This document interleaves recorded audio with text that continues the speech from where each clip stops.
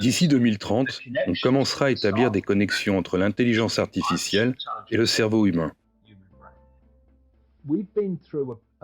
On a mis en place un processus de préparation, un processus visant à rendre les gens, tout d'abord, dépendants de la technologie qu'ils détiennent.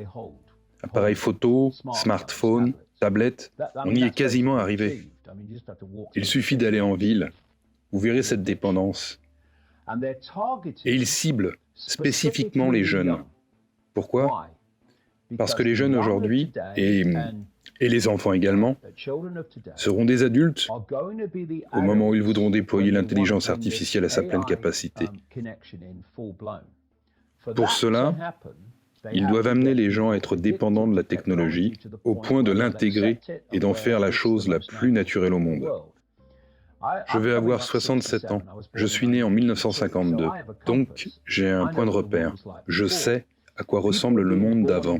Les gens qui sont nés dans le monde actuel, c'est le seul monde qu'ils aient jamais connu.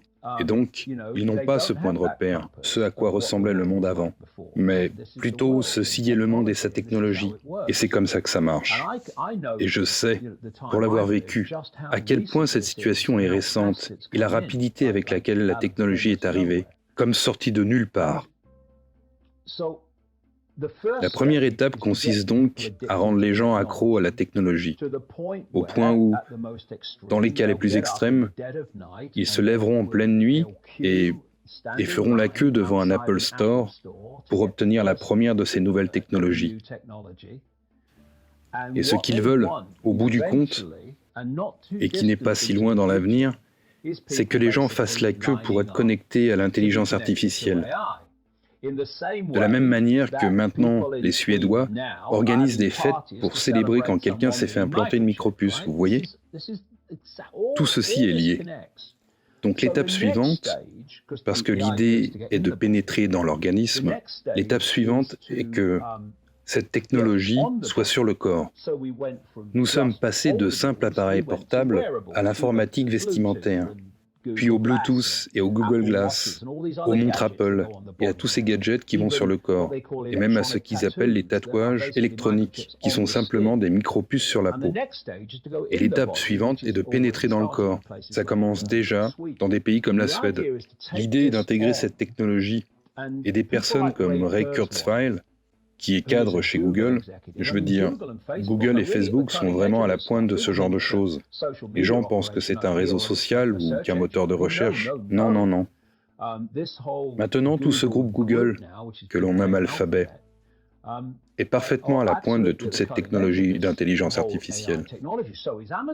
Comme Amazon. Amazon aussi. Amazon a passé des contrats de centaines de millions de dollars avec la CIA et le Pentagone pour des services de cloud. Ils ont d'énormes services de données. Énormes, oui. Les consommateurs ne le voient pas. Oui. Donc l'idée est d'intégrer cette technologie, et c'est ce que dit Kurzweil. Il affirme que le taux de réussite de ses prédictions concernant la technologie à venir et le moment où cela arrivera est de 80%. Mais, voyez-vous, si vous savez quand cela arrivera, vous avez de grandes chances de le prédire. Je veux dire, c'est comme si vous saviez quand la bourse va chuter, parce que les gens avec qui vous êtes en contact vont la faire chuter. Et alors, vous allez vous retirer juste avant qu'elle ne chute, et vous allez investir en bourse juste avant qu'il fasse grimper les cours. Pas besoin d'être un génie quand vous connaissez le scénario. Et si ce n'est pas au programme, peut-être qu'il ne devrait pas nous en parler, ou alors est-ce que c'est tellement bien pensé qu'il nous le dit ? Non, non, c'est pour ça qu'il nous le dit, parce que c'est l'argument de vente. Ok. L'argument de vente, et c'est pourquoi Nous avons été dans l'illusion du choix que nous allons en faire partie. c'est ça. Et c'est l'argument de vente, et c'est pourquoi il vous en parle. L'argument de vente est le suivant. Lorsque nous nous connecterons à l'intelligence artificielle, nous serons des surhommes. C'est ça l'argument de vente, c'est son argument de vente. Siri, Alexa, toutes ces choses ? Oui, oui, j'y viens dans une seconde. Ils sont très très intéressants, très importants. Donc l'idée ici, c'est qu'en vous connectant à l'IA, vous deviendrez des surhommes intelligents. Non, vous deviendrez des sous-hommes intelligents. vous deviendrez un instrument de l'intelligence artificielle. Et quiconque contrôle l'intelligence artificielle contrôlera tout, les perceptions de chaque esprit auquel elle est connectée. Et ça c'est l'argument de vente. Mais ce n'est pas la réalité de ce que cela signifie réellement. Maintenant, si vous voulez établir une connexion physique avec l'IA, vous ne le ferez pas à grande échelle avant d'avoir établi une connexion psychologique. Et il existe un processus psychologique connu sous le nom de programmation préventive. Voilà ce que c'est la programmation préventive. Vous allez ouvrir la voie à un monde si différent, si radicalement différent à ce à quoi tout le monde est habitué,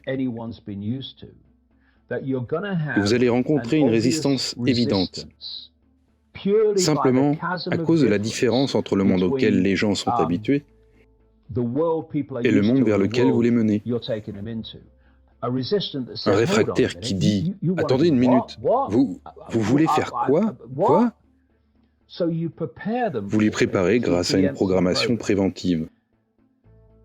Vous produisez un grand nombre de films hollywoodiens contrôlés par l'élite. Vous produisez des programmes télévisés. Vous produisez des livres. Vous produisez toutes ces choses qui dépeignent le monde dans lequel vous voulez mener les gens. C'est pourquoi vous avez vu tant de films sur le contrôle par les robots, le contrôle par la technologie, d'humains artificiels, un monde qui intègre et qui est connecté en grande partie à l'agenda du programme transgenre. Vous avez des humains artificiels, la conscience qui se transforme en humain artificiel. Vous avez la société dystopienne qui est dépeinte encore et encore. Et ça a pour effet de familiariser le subconscient et dans une certaine mesure l'esprit conscient avec le monde que vous voulez introduire. Donc, quand vous commencez ainsi à introduire, il n'y a pas ce gouffre qu'il y aurait eu avant. Il en résulte presque comme une certaine familiarité, parce que vous avez préparé les gens en le montrant encore et encore à travers des films. Et d'autre part, cette connexion psychologique avec l'intelligence artificielle pour que nous acceptions le résultat que j'ai décrit. Ce sont des Alexa et des Echo et des soi-disant assistants de bureau ou assistants personnels. Parce que les gens, j'ai rencontré des gens qui en ont un dans chaque pièce. Et vous commencez à interagir avec eux, comme s'ils étaient humains. Et maintenant, ils introduisent des jouets connectés à Internet pour les enfants,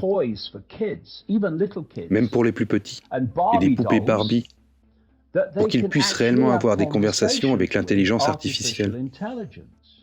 Ils introduisent maintenant ces robots qui sont des robots synthétiques, qui ressemblent de plus en plus à des humains.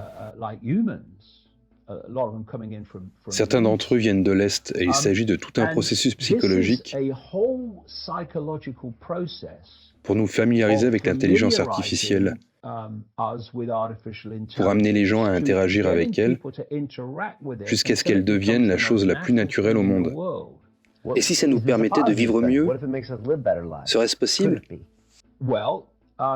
Eh bien, si vous voulez, utilisez l'intelligence artificielle pour que les choses se passent de manière plus efficace.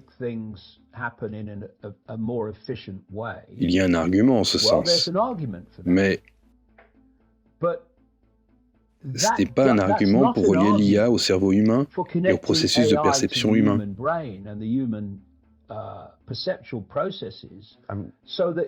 Donc, l'intelligence artificielle devient ces processus. Et je ne suis pas le seul à le dire.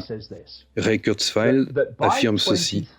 D'ici 2030, les connexions commenceront à se faire entre l'intelligence artificielle et le cerveau humain.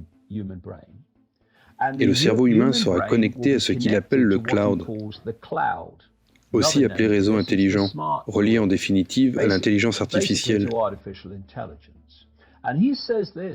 Et il dit aussi ceci, du fait de son argument de vente. Ce sera fantastique et surhumain. Mais au fil du temps, L'intelligence artificielle relèvera de plus en plus de la pensée humaine et de la perception humaine, jusqu'à ce qu'elle constitue la totalité de la pensée humaine et de la perception humaine. À ce moment-là, nous ne serons plus des humains. En ce qui concerne les processus de conscience que nous utilisons aujourd'hui, nous serons de l'intelligence artificielle. Et c'est de cette assimilation que je parle. Et le fait est que si vous connectez l'esprit humain à un réseau technologique mondial, ce réseau peut être contrôlé de manière centralisée. Il nécessitera en son centre que d'un très petit nombre de personnes pour le faire fonctionner, et encore moins pour décider de son fonctionnement.